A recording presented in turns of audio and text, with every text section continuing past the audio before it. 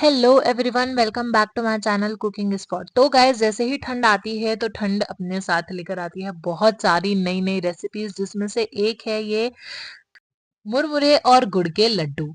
बहुत ही ज्यादा हेल्दी ये लड्डू होते हैं, बहुत ही आसान तरीके से बहुत ही बढ़िया से लड्डू बन जाते हैं।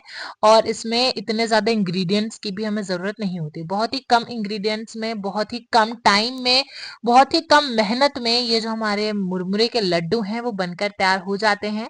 और इसकी रेसिपी में भी कोई ऐसे स्टेप्स नहीं है जो अगर आपसे कुछ खराब हो जाए तो आपके लड्डू खराब हो जाएंगे, ऐसा कुछ नहीं है। बस हाँ, छोटी छोटी सी चीजें हैं जो आपको ध्यान रखनी है, तो आपके लड्डू बहुत ही ज्यादा बढ़िया बनेंगे। तो चलिए फटाफट से बनाना शुरू करते हैं।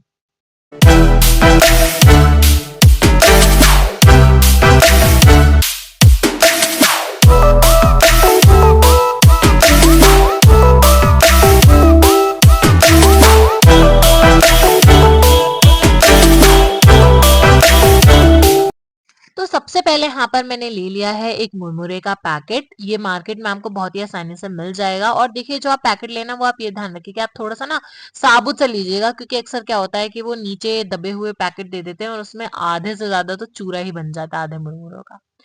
अब हम इनको अच्छे से भून लेंगे। वैसे तो ये ठंड चल रही है, बरसात नहीं है जो ये सीले होंगे, लेकिन फिर भी हम इनको एक बार अच्छे से भून लेंगे ताकि ये और भी ज्यादा कुरकुरे हो जाएं। और देखिए, या तो भूनने से पहले या तो भूनने के बाद आपको इन मुरमुरों को अच्छे से छान लेना है। छानने से क्या होगा कि इसका जो भी जो पाउडर होता है ना, वो निकल जाएगा, क्योंकि ये जो पाउडर होता है ना, ये आपके मुरमुरे के लड्डू को खराब कर सकता है। तो आपको इन मुरमुरों में से उस पाउडर का निकालना जो है वो काफी ज्यादा जरूरी है।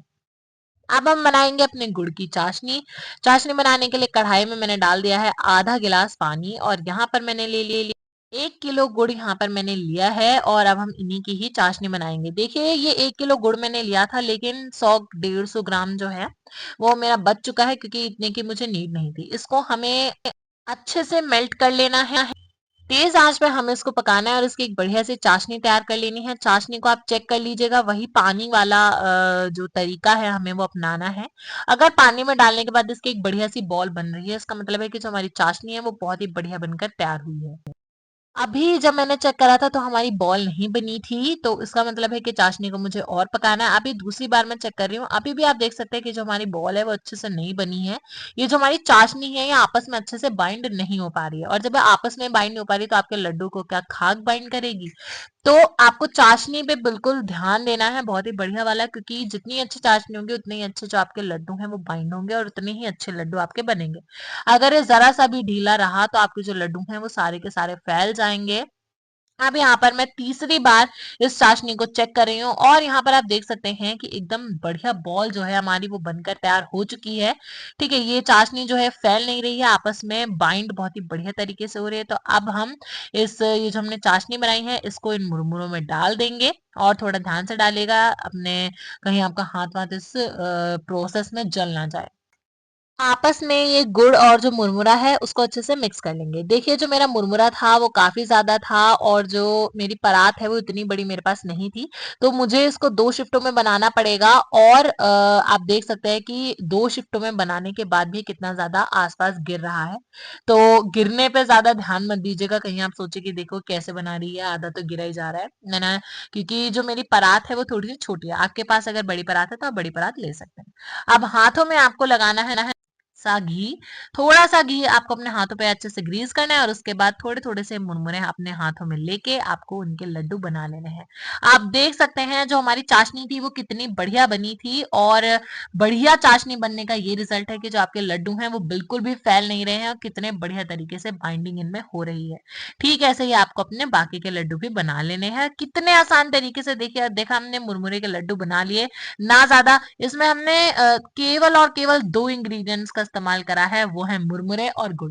केवल 2 इंग्रेडिएंट से हमने इतने बढ़िया लड्डू बनाकर तैयार कर लिए हैं। और अगर आप कानपुर साइड के हैं या फिर कहीं गांव से हैं तो शायद आपको पता हो सकट चौथ के बारे में, जो कि अभी जनवरी में आने वाली है।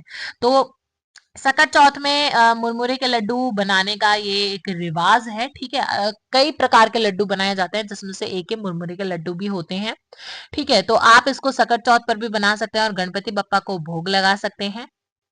और इसमें गुड़ है, तो जो गुड़ है वो ठंडियों में बहुत ही ज़्यादा फ़ायदेमंद होता है, तो आप वैसे भी ये हेल्दी हो गया ठंड के लिए, ठीक है।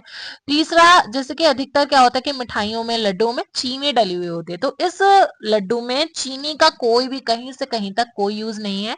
तो और जो गुड़ है वो चीनी के मुकाबले थोड़ा-सा कम जो है कि हानिकारक होता है, ठीक है। हानिकारक वैसे गुड़ के कई सारे फायदे भी है, लेकिन जैसे शुगर वगैरह जिनको है, ठीक है, डायबिटीज वगैरह जिनको है, उनके लिए तो गुड़ भी हानिकारक है, लेकिन चीनी से थोड़ा सा कम हानिकारक है, ठीक है।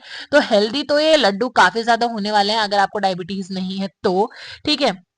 लड्डू का जो शेप और साइज है वो आप अपने हिसाब से दे सकते हैं। देखिए शेप तो लड्डू जैसे बनेंगे, साइज आप देख लीजिएगा कि आपको बड़े बनाने हैं या फिर आपको छोटे बनाने हैं। अधिकतर जो बड़े लोग होते हैं उनका जो मुंह होता है वो बड़ा होता है, तो उनके लिए मैंने अलग बड़े लड्डू बना लिए। जो छोटे छोटे बच्चे होते हैं उनके मुंह में तो बड़े लड्डू आते ही नहीं है, तो उनके लिए मैंने यहाँ पर छोटे छोटे से बनाए हैं थोड़े से, ठीक है। आप अपना जो साइज है वो आप अपने हिसाब से देख सकते हैं। और देखिए इस लड्डू की एक सबसे अच्छी खासियत ये है कि आप इसको एक बार बनाएंगे, आपने एक घंटे जो है लग के मेहनत कर ली, ठीक है।